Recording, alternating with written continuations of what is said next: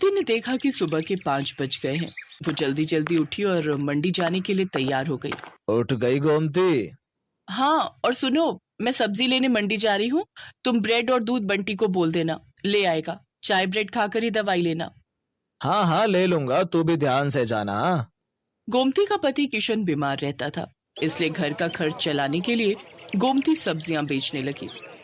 गोमती सुबह सुबह की ताजी सब्जी खरीदने के लिए बड़ी मंडी जाने लगी। गोमती ताजी सब्जियां खरीद कर लाती और बाजार में ताजी सब्जी का ठेला लगाती। सभी ग्राहक जानते थे कि गोमती बड़ी मंडी से ताजी सब्जियां लाती है, इसलिए सुबह सुबह गोमती के ठेले पर सब्जी खरीदने के लिए ग्राहकों की भीड़ लग जाती थी। 1 किलो आलू, प्याज, टमाटर और हाँ, आधा किलो करेला, भिंडी और अरबी भी कर दो। 1 किलो खीरा निकाल देना। हाँ हाँ, अभी कर देती हूँ। तभी एक औरत गोमती के पास आती है जिसका नाम मेघा था। वो गर्भवती थी और सुबह सुबह टहलने के लिए निकलती थी।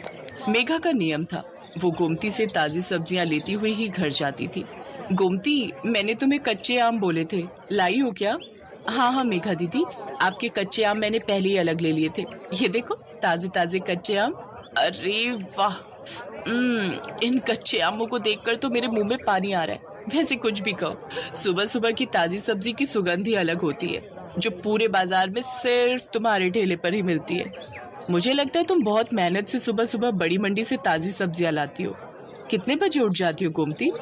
मेघा दीदी, रात को देर से सोती हूँ और आप तो जानती ही हो, बंटी के पापा की तबीयत ठीक नहीं रहती। पूरे घर का काम देखना होता है। फिर सुबह सुबह मंडी निकलती हूँ 5 बजे उठकर। उसके बाद घर जाना ही नहीं होता, सीधे यहीं आ जाती हूँ और ठेला तैयार करती हूँ। और कोई सब्जी चाहिए, दे दूं क्या? और आज आप अकेले आए हो? अक्सर तो आपके साथ अमर भैया होते हैं। हाँ, अमर को कुछ दिनों के लिए ऑफिस के काम से बाहर जाना पड़ा। आ जाएंगे बोल रहे हैं। वैसे मैंने माँ को बुला लिया है। अकेली होती हूँ ना घर पर, तो मन ही नहीं लगता। एक काम करो, मैं तुम्हें सब्जियां बता देती हूँ। क्या तुम रोजाना मेरे घर पर ताजी सब्जियां दे जा सकती हो? अब चला नहीं जाता, पूरा टाइम है ना, इसलिए। हाँ हाँ, आप चिंता मत करो मेघा दीदी, मैं रोजाना सुबह सुबह की ताजी सब्जी आपके घर पहुंचा दिया करूंगी। इस हालत में आप अपना ख्याल रखो, और किसी भी चीज की जरूरत हो तो मुझे वो भी कह देना, मैं ला दिया करूंगी।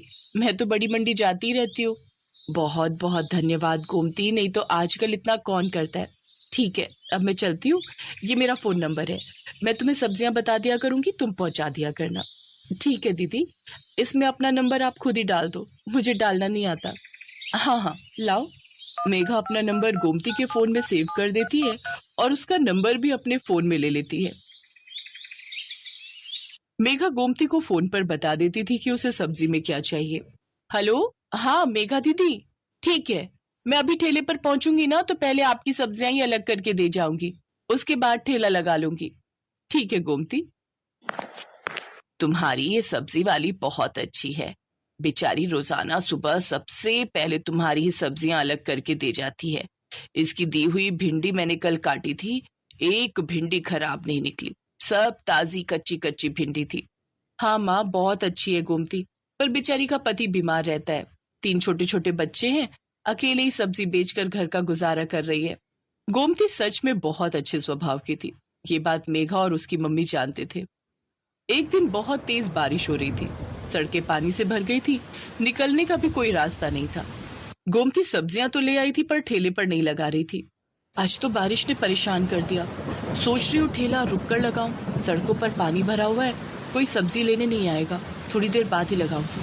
अभी सारी सब्जी की बोरियां यहीं साइड में रख देती हूँ। एक काम करती हूँ, मेघा दीदी ने कल कच्चे आम बोले थे और बाकी सब्जियां भी तब तक उन्हें दे आती हूँ। आज उनका फोन भी नहीं आया, उन्हें लगा होगा कि मैंने बारिश के चलते सब्जी नहीं लगाई होगी। बारिश का पानी भी थोड़ा उतर जाएगा, बोरियां यही ठेले पर बांध जाती हूँ। गोमती ने सब्जी की बोरियां ठेले पर बांध दी और ठेले को जंजीर से बांधकर वो सब्जियां देने के लिए मेघा के घर चली जाती है। पर वो देखती है कि मेघा की तबीयत बहुत खराब है और जिस डॉक्टर से उसका इलाज चल रहा है वो उसका फोन नहीं उठा रही है। अस्पताल में भी कोई फोन नहीं उठा रहा, जिस वजह से मेघा और उसकी मम्मी बहुत परेशान हो रहे थे। मम्मी, कोई भी फोन नहीं उठा रहा, मेरा दर्द बढ़ता जा रहा है, मुझे लग रहा है मेरा लेबर पेन स्टार्ट हो गया है। मुझे भी यही लग रहा है कि तुम्हारे बच्चे का दर्द शुरू हो गया है। एक तो बारिश में कोई कैब भी बुक नहीं हो रही। आंटी जी, आप चिंता मत करो, यहाँ थोड़ी दूरी पर ही मेरी जान पहचान वाले एक ऑटो वाले भैया रहते हैं, मैं अभी उन्हें लेकर आती हूँ। मुझे लगता है आज बारिश की वजह से वो काम पर नहीं गए होंगे। गोमती उस ऑटो वाले के घर जाती है जिसे वो जानती थी। बारिश की वजह से ऑटो वाला भैया आज काम पर नहीं गया था। गोमती के कहने पर वो अपना ऑटो निकाल लेता है। वो सब मेघा को अस्पताल ले जाते हैं। गोमती मेघा की मम्मी के साथ वहीं रहती है। बारिश भी अब रुक चुकी थी, पानी सड़कों से उतर गया था।